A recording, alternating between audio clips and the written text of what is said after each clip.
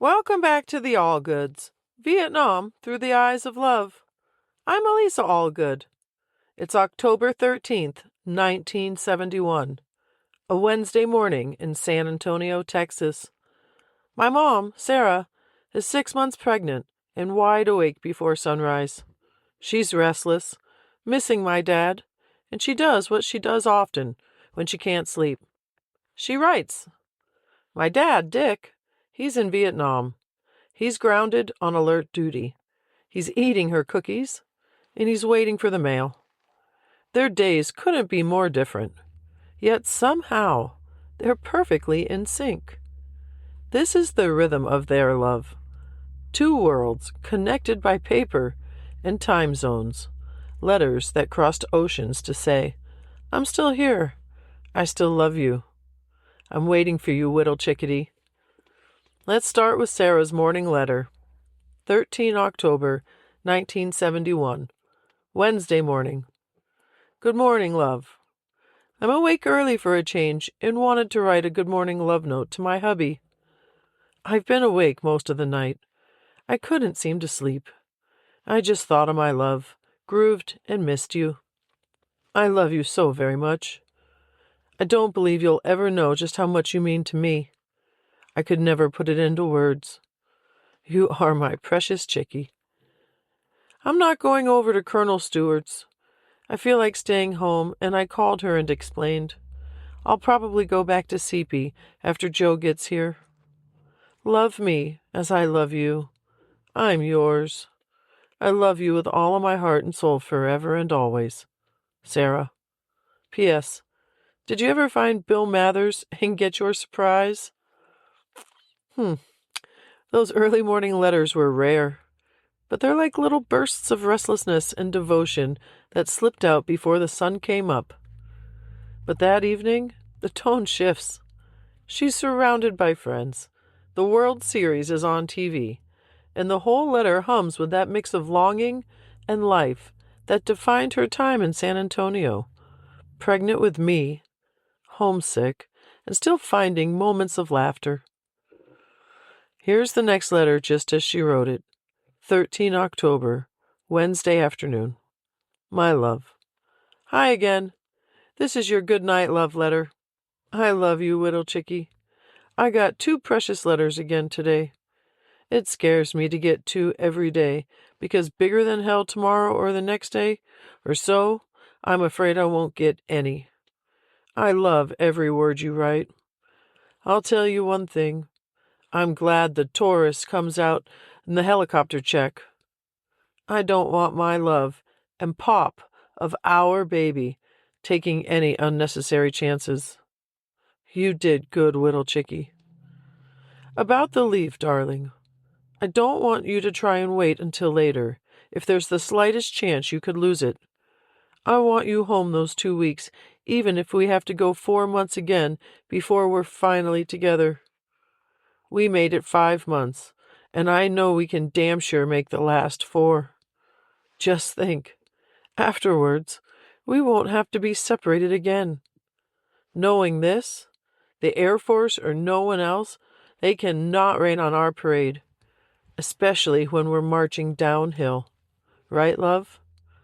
You're so precious and dear to me. I hope you don't get tired of hearing the same love talk every night. I just have to tell you, I love you. Well, I'm so horny. I haven't mastered since Saturday. I don't want to take any chances on making the cramps again before he can check me Friday. I don't think that had anything to do with my belly pain.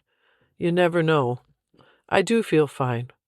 I haven't worked on the chest or done anything tiring this week. Maybe tomorrow if the weather is nice. Don't worry. I won't overexert myself. Okay, darling? After I wrote my good morning note, I watched TV. I waited for Joe, had breakfast, talked with Becca for a while. I watched my 1 p.m. soap, and finally fell asleep. And I didn't wake up until 4 o'clock. Maybe I'll sleepy good tonight. I think getting uptight about Connie last night kept me from sleeping good. We missed you tonight, especially your wife. I had the hamburger patties from Cookie's going away party a few weeks back in the freezer, and I wanted to get rid of them, so I asked the troops over to watch the World Series. My Pirates won 5-4, and we had burgers. Linda made beans, and Becca chipped in potato chips. Kind of the community thing, but fun. Joy, Jan, Paul and Becca, Steve and Melinda. And guess who dropped in as we were about to eat? Lou Ricky, and he had a date. So I asked them to join us. It's kind of funny. He's always so nice to me. As always, Jan couldn't stand it, so she ate and left. People are so funny. Anyway, we ate and watched the game and bullshitted. You don't remember Steve and Melinda. Paul and Becca very well, but they are really nice. I enjoy being around them so much. I know you will too. They can't wait for you to come home. Neither can I. If you come home on the 20th as planned, we have a double party planned for the 21st. Your homecoming and Steve and Melinda's going away. They were going to leave the 19th, but planned to stay until the 20th so they could be with us on the 21st. Everyone is chipping in a steak, and the guys are getting the wine, and the girls the salad, potatoes, and bread. We're getting the party room behind the chances for $10. We have 20 people on the guest list, so we're all waiting on to find out for sure when you'll be here. If not, we'll have it Saturday night. I told everyone hell no to Saturday night if you do come home on Saturday, because that's our night. They laughed and agreed to Sunday. Steve said he wanted the ambulance waiting Monday morning to drive him to Dallas. Huh, he's so damn funny. We also have a party planned at Joy's for the Auburn-Alabama game on TV the following Saturday, the Saturday following Thanksgiving. So, if the leave is in November, we have things, not only loving, etc., to do besides everyday doings. I know us. We'll enjoy our time even if we did nothing. Actually, we never do nothing. Just our being together to groove to something is together, right? I finally did my weekly chore of writing the folks. I've been good again, every week and after Hawaii. Do you think I'll spoil them? I thought since I didn't go home, I should write. Whittle Chickie, I love you so very much. I can't wait for my love to come home for so many reasons, but for one, to have you to hold me, Sepie, and everything. I Sepie so good with you. I'm so happy, content, and relaxed then. In the meantime, little Richard will have to do. I love you, forever and always, Sarah. Her letters always make me smile.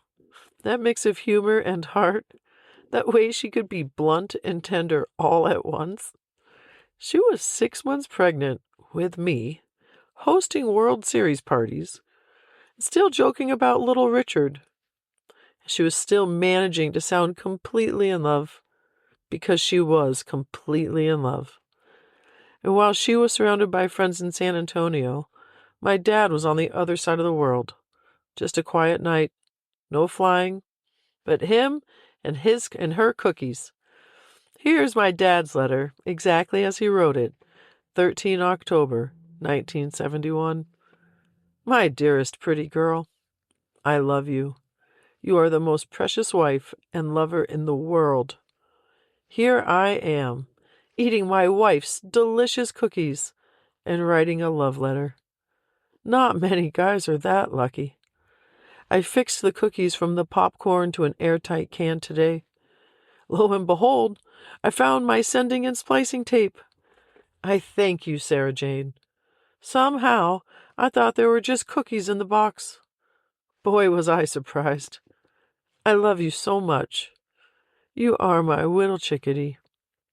Sweet precious. Ah, I caught you on that one. I hope you got a special delivery letter on Sunday this week.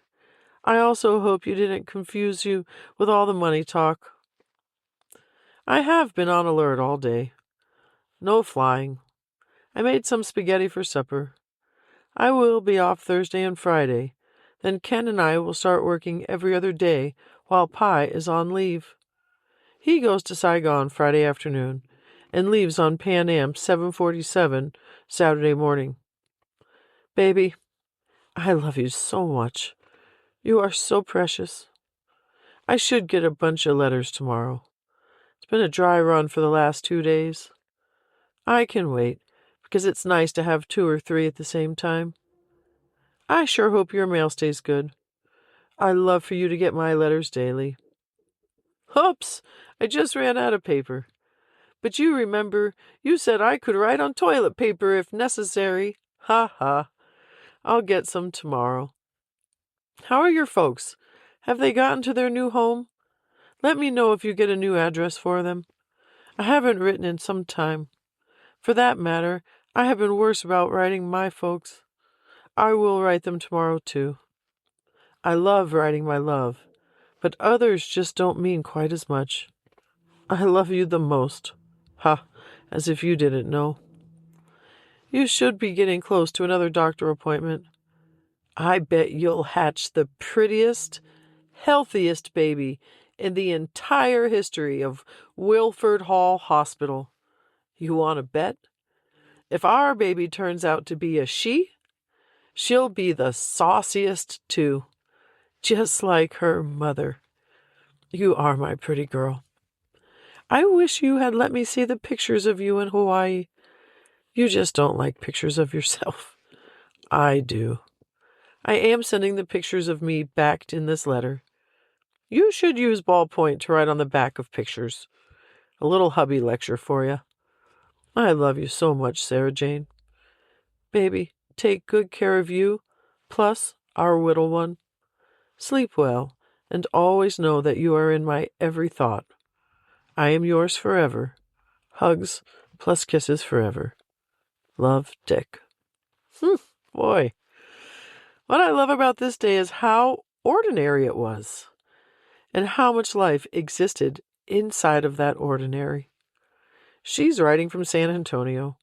Her belly's growing, and the apartment is full of laughter. He's across the world in Vietnam, eating her cookies and joking about toilet paper and photo notes. And still, they meet in the middle, in words, in patience, in faith that this separation will end. Letters like these remind me that love doesn't live in the grand gestures. It lives in the small ones. A batch of cookies, a party with friends, and a note written before bed. Even from 6,000 miles apart, they were still building a home together, one envelope at a time. If you'd like to support the Allgoods, Vietnam Through the Eyes of Love, you can do so at buymeacoffee.com/the Allgoods Love.